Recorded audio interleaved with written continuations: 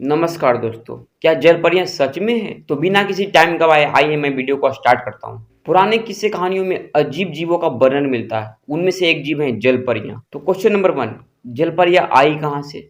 चलिए मैं आपको बताता हूँ। जलपरी के सबसे प्रारंभिक किस्से सीरिया से आते हैं। सन 1000 ईस्वी के आसपास सीरिया के देवी अटारगेटिस ने मछली के रूप लेने का एक झील में गोता लगाया। वहां के देवी देवताओं ने इन्हें अपनी सुंदरता छोड़ने की अनुमति नहीं दी। केवल उनका निचला आधा हिस्सा मछली बन गया और उनके ऊपरी हिस्सा मानव रूप में रहा। बहुत से भारतीय लोगों का यह कहना है कि उन्होंने जलपरी देखी है, वो भी कि भारत में। बहुत से लोग मत्स्य कन्या को ही जलपरी कहते हैं।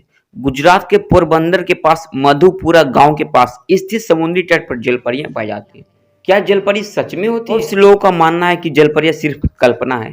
हमारे प्राचीन कथाओं में जलपरियों के सबूत मिलते हैं, जिससे हम कह सकते हैं कि जलपरियां सचमुच में होती हैं। आप लोगों के माइंड में यह क्वेश्चन आ रहा होगा कि जलपरी को सबसे पहले किसने देखा? 9 जनवरी 1493 को क्रिस्टोफर कोलंबस ने अफ्रीका के तट पर देखा था। अपनी पत्रिका में उन्होंने 3 जलपरियों का वर्णन किया है। ऐसा माना जाता है कि जलपरी दुनिया भर के महासागरों में रहती है, लगभग हर देश में रहती है, चाहे वो भारत हो, ऑस्ट्रेलिया हो, अमेरिका हो, कहीं भी हो।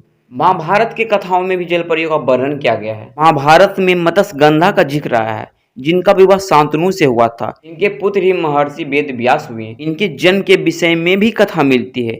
इनका जन्म एक मत्स्य कन्या से हुआ था, जो कि एक अप्सरा थी और श्राप के कारण मछली बन गई थी। जलपरी सूखने पर मानव बन सकती है और गीला होने पर फिर से मछली बन सकती है। जलपरी एक ऐसी परी है जो कभी उड़ नहीं सकती है, क्योंकि वो हमेशा जल में रहती है। जलपरी को जलपरी इसलिए बोला जाता है क्योंकि वह जल में रहती है। जलपरियां गति पैदा करने के लिए अपने बड़े पूंछ को पंख के पूरे शरीर की तरंग गति के साथ पानी के ऊपर और नीचे घुमाती है। जलपरी के पूंछ को फ्लुक्स भी कहा जाता है। जलपरी को मरमेड का नाम अंग्रेजों ने दिया था। रामायण काल में भी जलपरियों का जिक्र किया गया है। रावण की बेटी थी स्वर्णमच, जिसका आधा शरीर कन्या और आधा मछली जैसा था।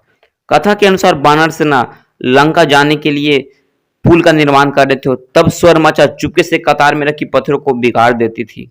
आपको यह जानकर हैरानी हुई कि भारत में भी जलपरियां हैं। यही है हमारे पास जलपरियों की कुछ कहानियां। वीडियो कैसी लगी कमेंट करके जरूर बताइएगा। जय हिंद, जय भारत, वंदे मातरम।